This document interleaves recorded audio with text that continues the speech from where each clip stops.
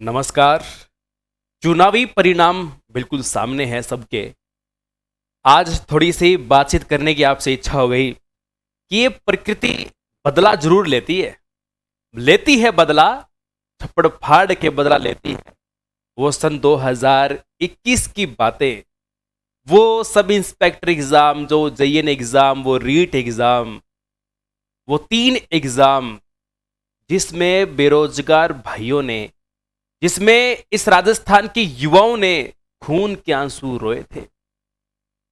ये तस्वीरें आप देख रहे हो साथियों, इन तस्वीरों का गवाह मैं भी हूं। ये तस्वीरें रीट 2021 का वो एग्जाम, वो बच्ची जो कुछ मिनट लेट हो गई थी, 1 या 2 मिनट लेट हो गई थी, और एक एक घंटे बाद बच्चों को प्रवेश करने दिया जा रहा था अपने सिस्टम के लोगों को।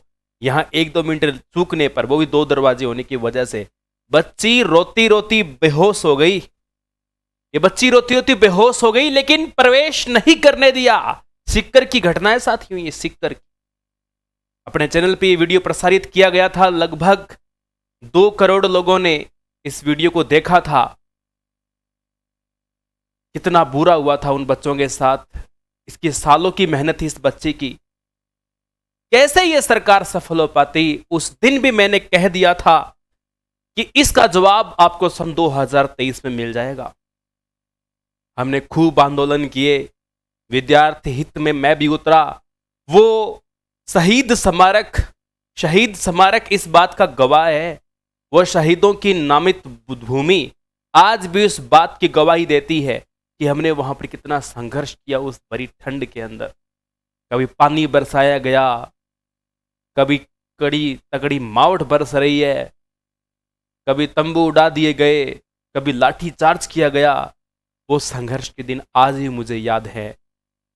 और आखिरकार पूरे मामले को रफा दफा कर दिया गया। इतनी बड़ी रीट की भर्ती जिसमें घपला हुआ था, आखिरकार उसे सरकार के लोगों ने रीटोत्सव का नाम दिया था।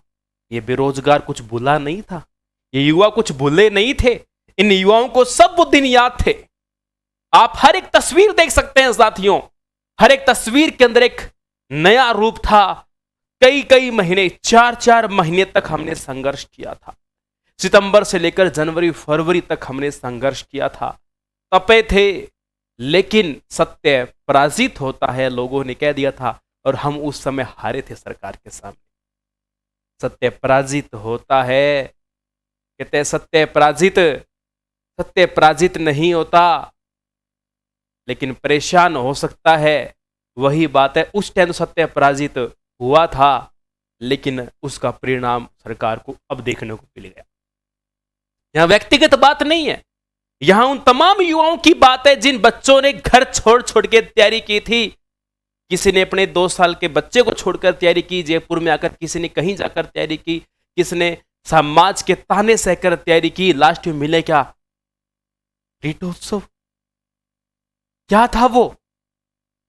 आप देखिए, ये वो संघर्ष के दिन जब युवा राजस्थान के कोने कोने से जयपुर आ रहे थे।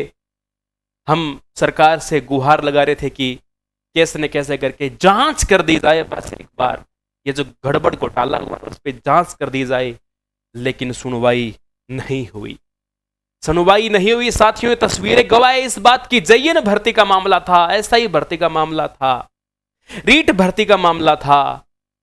देखिए आप इन तस्वीरों को। आप ये तस्वीरें तो मुझे अभी बस 2-4 मिनट में कोई स्क्रीनशॉट छोटे मोटे को मोबाइल में वैसे ही पड़े थे, डेटा तो बहुत पड़ा है। ये तो वो 2-5 ऊपर ऊपर की तस्वीरें हैं जो मेरे पास ऊपर मोबाइल में पड़ी थी, 2 साल पुरानी, कोई आज भी तस्वीरें पड़ी थी। वो तस्वीरें साथियों आप यहां पर देख रहे हो। ये राजस्थान के युवा कोने कोने से यहां कर इकट्ठे हुए हैं अपनी मांग को लेकर। मैंने एक दृश्य तो ऐसा भी देखा था शहीद स्मारक पर, अपनी मांग को लेकर एक महिला जो रात को भी यहीं रुकी थी। और शहीद स्मारक आप देख सकते हैं, यह महिला पूरी रात यहीं पर रुकी थी, अपने सपनों को बिगड़ता हुआ देख। अंतिम चांस था उस महिला के लिए इस भर्ती का, इसलिए रीट भर्ती अंतिम चांस था। इसलिए अपने सपनों को साकार करने के लिए वो महिला रात भर तक यहां शहीद स्मारक पर रुकी हुई थी। आप देख सकते हैं ये युवा रात को रुके हुए हैं, अर्ली मॉर्निंग का समय है, मुझे आज भी याद है। ये सब इंस्पेक्टर के विद्यार्थी आए हुए हैं, बड़े पीड़ित विद्यार्थी सब इंस्पेक्टर के। और आप फिर देख रहे हो किरोड़ीलाल मीणा जी एकमात्र उस समय के राजनेता थे जो धरातल पर उन युवाओं के साथ कंधे से कंधा मिलाकर साथ में आए थे। रीट परीक्षा को लेकर बात हुई थी, उस समय शिक्षा मंत्री डोटासरा जी उस समय हुआ करते थे।